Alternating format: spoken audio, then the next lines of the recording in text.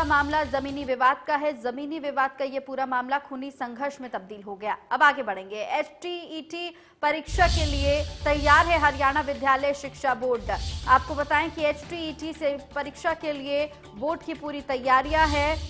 2 और 3 जनवरी को होगी परीक्षा। सेंटर को कोरोना के बचाव के मापदंड अपनाने होंगे।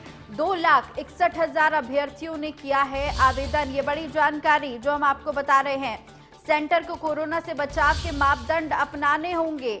2,61,000 ऐसे अभ्यर्थी हैं जिन्होंने आवेदन किया है, जिनकी परीक्षाएं होनी है।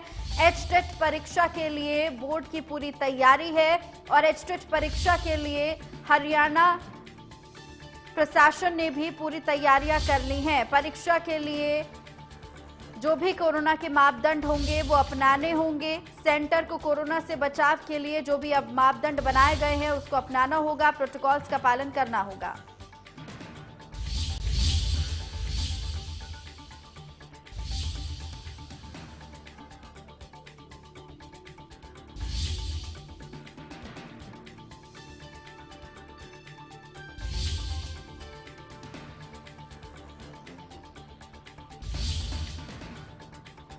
जगदीर मलिक से खास बातचीत की हमारे संवाददाता ने, आइए देखिए। 10वीं 12वीं की पूरक परीक्षाएं, ओपन स्कूल की परीक्षाएं और साथ ही साथ अगर डीएलएड की बात करें, जेबीटी की बात करें, वो तमाम परीक्षाएं बोर्ड मुकम्मल करवा चुका है, पूर्ण करवा चुका है। परीक्षा परिणाम भी तैयार होकर उसको जारी कर दिया गया है। लेकिन बहरहाल अब एक बड़ा सवाल भावी अध्यापकों के लिए एचटेट की परीक्षा और विद्यालय शिक्षा बोर्ड लगातार क्योंकि ये परीक्षा आयोजित करवा रहा है और इस बार की इस सत्र की अगर परीक्षा की बात करें, आवेदन भरे जाने की तिथियां भी तय की गई थी। हालांकि उनको आगे एक्सटेंड किया गया था, बढ़ा दिया गया था और एक बार फिर से अब तैयारियों में बोर्ड जुट गया है। किस तरह की तैयारियां हैं, बोर्ड सचिव राजीव प्रसाद जी हमारे साथ हैं, उनसे जानेंगे आखिर किस तरह की तैयारियां हैं, किस तरह से शेड्यूल बनाया गया है और किस तरह से आगे परीक्षाएं आयोजित की जाएंगी। जी सर। रवि जी, सबसे पहले तो मैं आपको बता दूं कि 4 जो दिसंबर है वो अंतिम दिन था आवेदन भरने का और उसके बाद एक हफ्ता हमने एक्सटेंड किया था और 10 तारीख को ये हमारा जो एप्लीकेशन फॉर्म भरने का था वो खत्म हुआ था। अब जो चल रहा है 11 तारीख से लेकर 13 तारीख तक, उसके अंदर जो कमियां रह गई थी, जो करेक्शन के लिए डेट ओपन की है। जो आंकड़े मैं आपको बता रहा हूँ, टोटल जो हमारे पास जो एप्लीकेशन आई हैं, जो बच्चों ने फीस जमा करी है, वो है 2,61,268, जिसमें से लेवल 1 के अंदर है 73,625, लेवल 2 1,05,470 और लेवल 3 के अंदर 82,173 बच्चे हैं। तो टोटल 2,61,000 बच्चे जिन्होंने आवेदन किया है एचटेट, जो आगामी 2 और 3 जनवरी को जो परीक्षाएं हो रही हैं।